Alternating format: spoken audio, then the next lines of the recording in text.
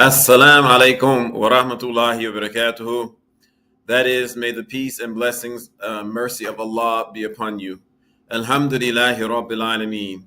All praise is due to Allah, the guardian of all, cherished, sustainer, and nurture of everything that's in existence. Wassalatu wassalamu ala khair mursaleen Muhammad. May the prayers and peace be upon the most excellent of his messengers, Muhammad sallallahu alayhi wasallam, and that's a reiteration of may prayers and peace be upon him. Welcome to the Imam's Corner podcast. I am your host, Imam Dr. Wazir Ali, and today we're going to go into episode 15 of The Contemporary Meets the Classic, a round table discussion between Imam Warithuddin Muhammad Al-Razi and Ibn Kathir. A couple of housekeeping notes. First, I want to apologize to everyone that we repeated episode 14 twice, but this is all fresh new material. The second thing that I want to do is apologize a little bit for the quality of the video. I'm shooting remotely. I'm traveling.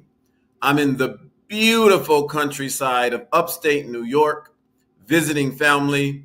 So I'm not in my studio. So this is a remote shot. So that's why the quality is not to the level that you're typically used to seeing it. However, as they say, the show must go on. We want to thank you for giving us and taking out 30 minutes of your most valuable asset, and that is your time to spend with us today. Time is a non-renewable resource. Once you use time, you can never get it back. So we are honored that you would take 30 minutes of your unrenewable resource to spend with us here at Masjid Warithuddin Muhammad on our weekly Taleem podcast. We want to thank everyone that worked so hard to bring this podcast to life. We want to thank our IT people. We want to thank always one of the hardest working associates that we have at Masjid Warithuddin Muhammad and Mercy Community Center. That's Imam Elijah Salahuddin for everything that he does behind the scenes in support of all of these broadcasts. We want to thank Sister Sandira Sister Sandira Amin for her contributions to the podcast and all of our streaming services at Masjid Warithuddin Muhammad. We want to thank Brother Mustafa Abdul Rahman for all of his hard work in helping support us. And all of those on the IT team that I did not mention, may Allah continue to bless you with the strength and reward you for your great contribution. As we move into today, this is the weekend of New World Patriotism Day, the 4th of July weekend. If you remember in the late 70s, Imam Muhammad gave a lecture called New World Patriotism Day, where he explained how we should approach the 4th of July. That is not the topic for today's conversation, so I will not go into it, but I wanted to make a note there. Also, Masjid Warithuddin Muhammad has some outstanding programming coming up over the next month. We're in the middle of our summer enrichment series. Next month, on July 11th through the 13th, we have Imam Fahim Shuaib. He will be in town speaking on trusting Allah's plan for your life. He will do Jummah, a family night at Mercy. He'll do a brothers and sisters meeting at Masjid Warithuddin Muhammad, and then he'll do Taleem at Mercy and Masjid Warithuddin Muhammad. Then 2 weeks later, we have Imam Khalil Abdullah, who was over the Muslim Life program at Princeton University, one of the most respected universities in the world. He is a chaplain, and the Islamic chaplain there, and he runs the Muslim Life program at Princeton. So we want to invite you then. It's August 25th through the 27th. He'll be spending a weekend with us that we pray and we trust that will be enlightening. And his topic will be navigating the academic space with the spirit of the Quran. Then 2 weeks later, we have the young dynamic Imam from Montgomery, Alabama, who's doing an excellent job leading his community, Imam Mikael Sabri. And he will be speaking on mental and spiritual wellness from the Quran. So, and that will be the weekend of August the 8th through the 10th. So we have some exciting programming coming up, and we invite you to it. But now let's get into the discussion of Al-Razi. And today I want to talk about how things change. And I have Al-Razi's book. When you are going back and forth in this roundtable discussion, sometimes you have to allow one speaker to speak a little bit more than the others. And as we have gone through this, we have tried to give each one time to speak and give some unique insights. So today for episode 15, we are giving Al-Razi some time to speak and talk about the names Ar-Rahman and Ar-Rahim. Now, what I'm about to share, I mentioned in an earlier podcast, but I want to go back and revisit it so that we can set the tone for today's conversation. And chapter 10 of his work, The Great Exegesis, are Al-Tafsir Al-Kabir, Volume 1, Al-Fatiha, Chapter 10, the names Ar-Rahman and Ar-Rahim. So I want to recount or review what he said about knowledge. And then I'm going to do some discussion on some of his concepts he has some concepts of metabolism that came from Aristotle.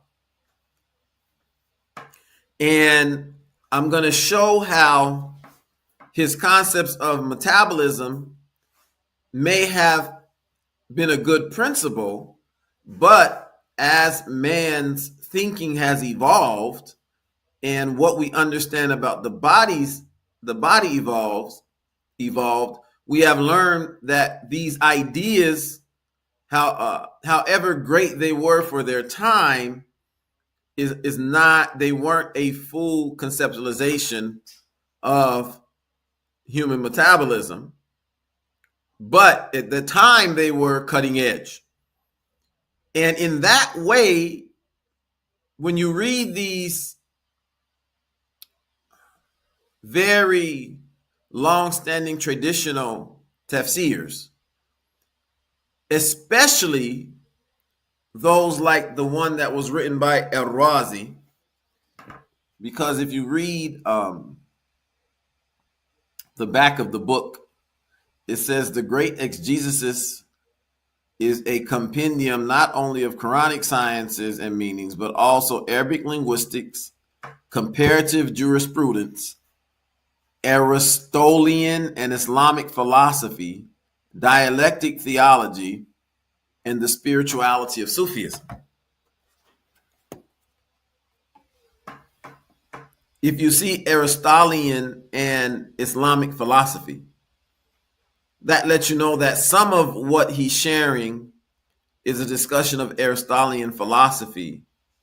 And me as an expert in nutrition, as most of you know who are watching this podcast, I have a doctor of clinical nutrition degree in clinical nutrition, and I'm an associate professor at Texas Southern University, where I teach nutritional biochemistry and clinical nutrition. So I have a unique understanding of metabolism from the perspective of a professor and a content area expert. So when we get there, I'll show you how some of the ideas that were shared by Razi are not necessarily correct in terms of their in terms of their perspective on human biology, and how that then gives us a frame of reference for all of these traditional works that we're reading, how sometimes the ideas at the time were not fully developed. And now that we know better, we should update the language, the discussion, and the understanding. So we're going to spend more time with Imam Muhammad and Ibn Kathir as we progress. But most of the balance of today's presentation is going to be on Al-Razi. So he says, and this is chapter 10 I'm reading, know that there are 4 types of things: those which are both beneficial and necessary, those which are beneficial but not necessary, those which are necessary but not beneficial, and those that are neither beneficial or necessary. And this is conceptualization. Then, as a review, he goes in and said the first are beneficial and necessary, maybe so only for this life, such as breath, for if it is cut off even for a moment, death will result.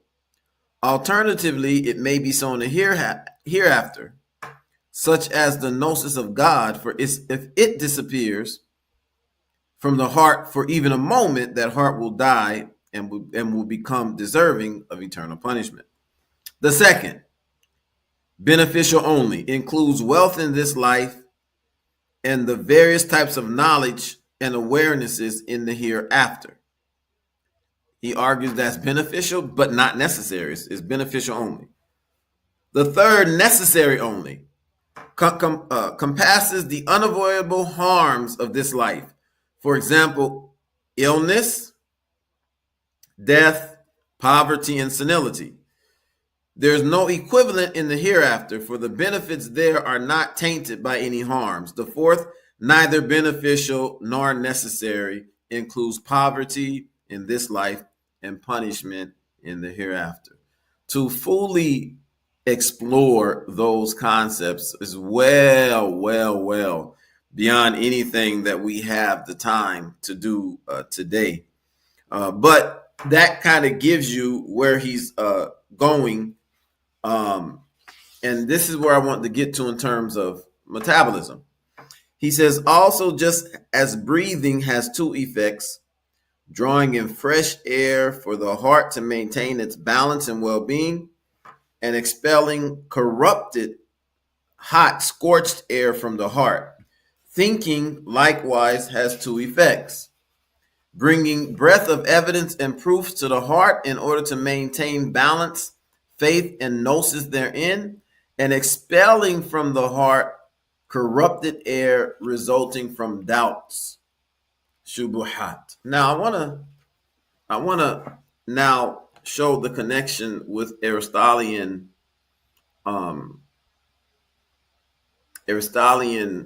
ideas to kind of show you how things have changed, because his reference here, when he's speaking about the fresh air and drawing fresh air out of the heart and things like that, that is a direct reference back to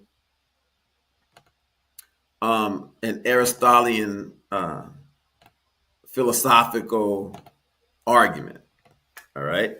And so in that way, it's extremely important for me to take some time and explain this.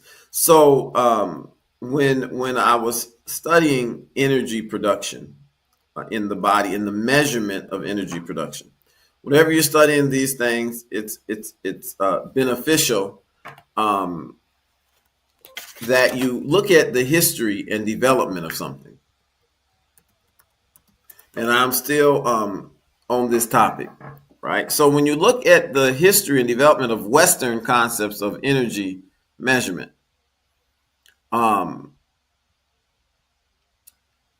Aristotle, he was a thinker who tried to explain energy use. Aristotle suggested that energy was present in the heart and that the loss of energy was the equivalent of the loss of life. Then another important point is that Aristotle thought that food was cooked in the gut and then used to supply energy to the heart. He suggested that breath was needed to cool the temperatures of the heart and prevent it from overheating. So now listen to that. Now listen to what Al-Razi says.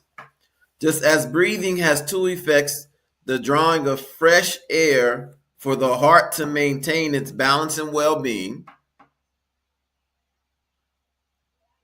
Okay. Breath was needed to cool the temperature of the heart and prevent it from overheating. That's Aristotle. So drawing in fresh air for the heart to maintain its balance and well-being. And B, expelling corrupted, hot, scorched air from the earth. So then this idea of the air would then would take out this heat. And so it's interesting that he said hot, scorched air from the heart. So now, he goes on further to say, likewise, the thinking has two effects. Bringing the breath of evidence and proofs to the heart in order to maintain balanced faith and gnosis therein, and expelling from the heart corrupted air resulting from doubts. So here he took a concept that was accepted in their time as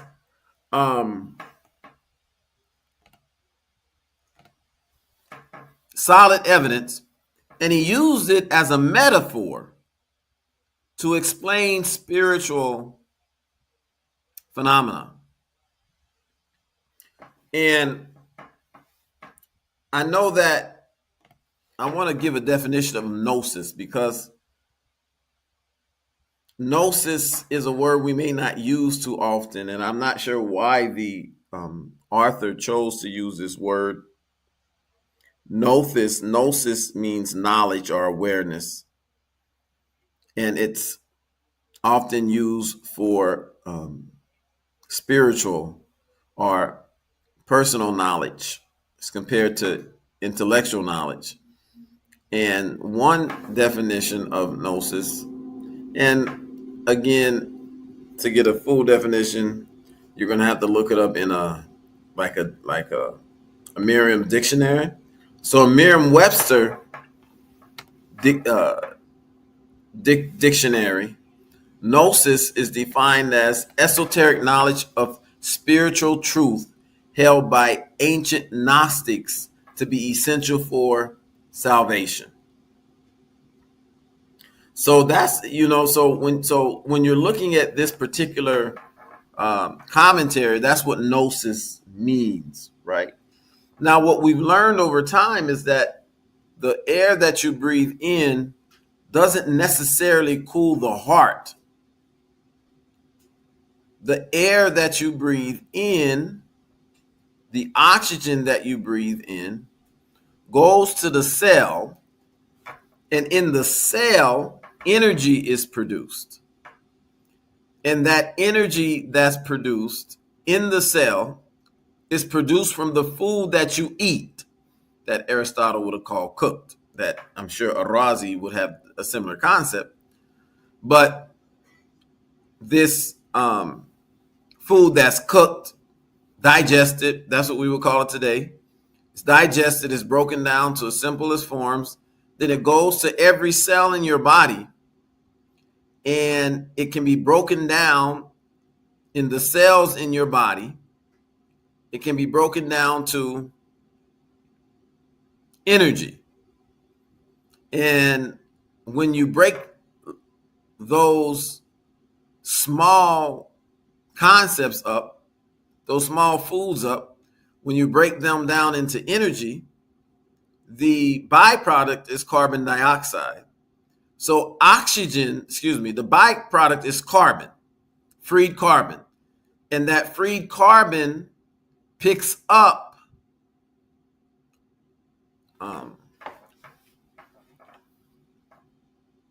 oxygen, picks up the carbon, and it expels it out of the body in the form of carbon dioxide. So if I were to take another look at this, I would suggest, if I was going to take Razi's concept and expand upon it, I would say thinking, and he calls this fakir. And fakir is the type of thinking that is ruminating. It's thinking about something and thinking about it again and thinking about it again. Fakir would have a reference to deep thinking, not superficial thinking.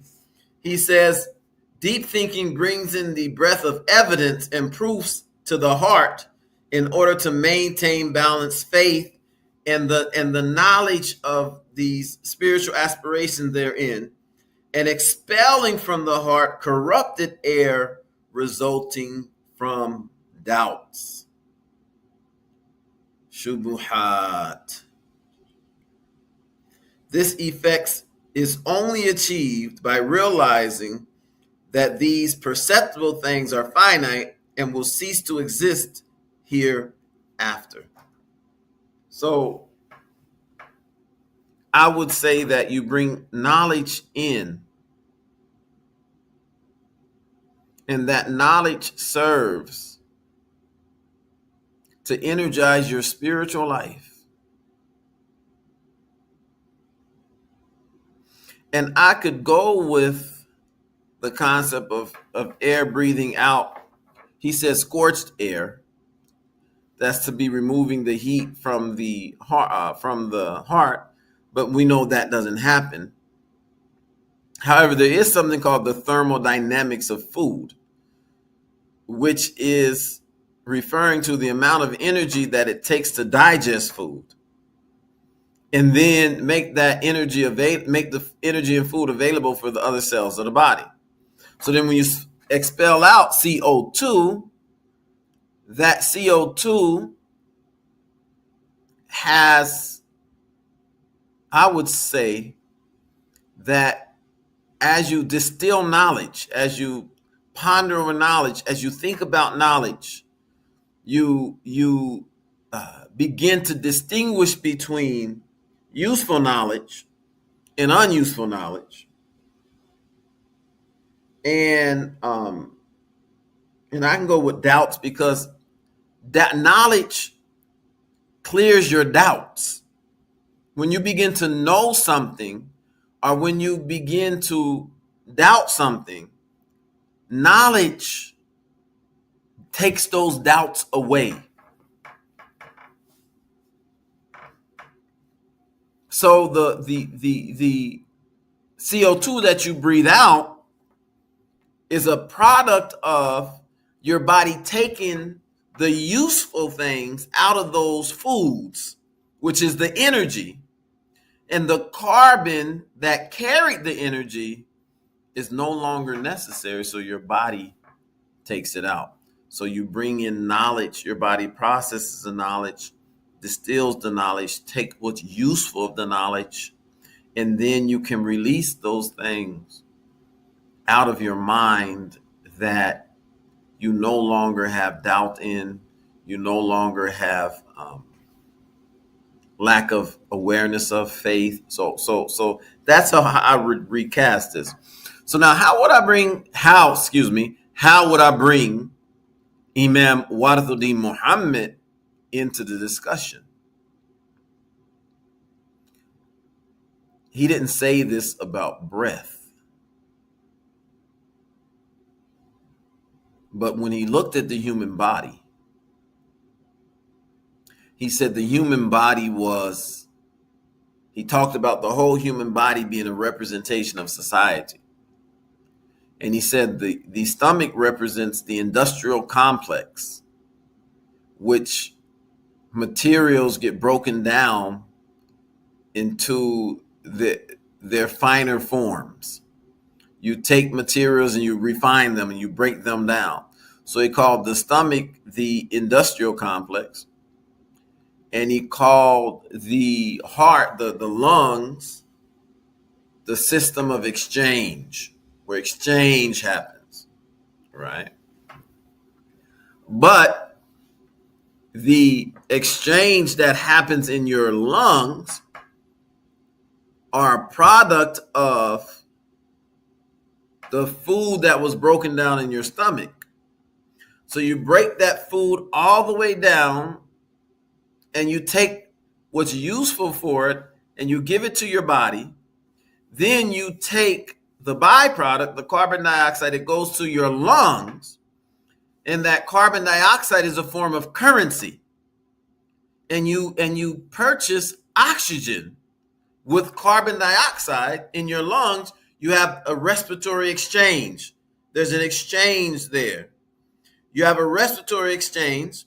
So you you take in oxygen and you put out carbon dioxide. That carbon dioxide then goes to the plants. The plants are the consumers, the external consumer of the production of your industrial complex.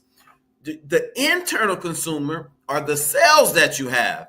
In every cell in your body needs energy, and the brain needs the most of all.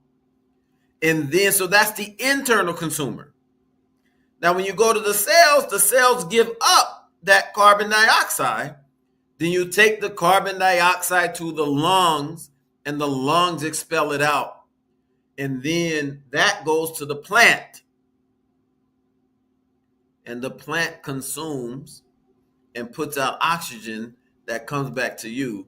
So there's an exchange system. This is tijara. This is trade happening in the creation. And the trade that happens in the creation is a fair trade, because it's a trade that everybody gets benefit from. So, brothers and sisters, as we conclude today, my overall presentation or suggestion for today centers around having the ability to look at these more historical tafsirs of the Quran, see where some of the ideas in them we've learned things that make them less applicable, but then taking those principles, applying what you know today, and expanding the concepts. So although, and this is leading up to Ar-Rahman Ar-Rahim, the two names of Allah, although this conversation between Al-Razi and Imam W. Muhammad was not necessarily over Al-Fatiha, we took from Al-Razi's discussion on Al-Fatiha one of his discussions on air, and we showed how Imam Muhammad's modern day knowledge and information expanded on the concepts of Al-Razi, given that Al-Razi wasn't necessarily talking about the human being's body, and we're not giving information on his bigger philosophical view of human life, human body, metabolism, and all that. All that is a given, but this was a micro conversation. Well, thank you for joining us today. Stay tuned for announcements, and we will see you for the Summer Enrichment Program. I'm your host, Imam Dr. Wazir Ali, and we're signing off. Assalamu alaikum wa rahmatullahi wa barakatuhu. May the peace, blessings, and mercy of God be upon you.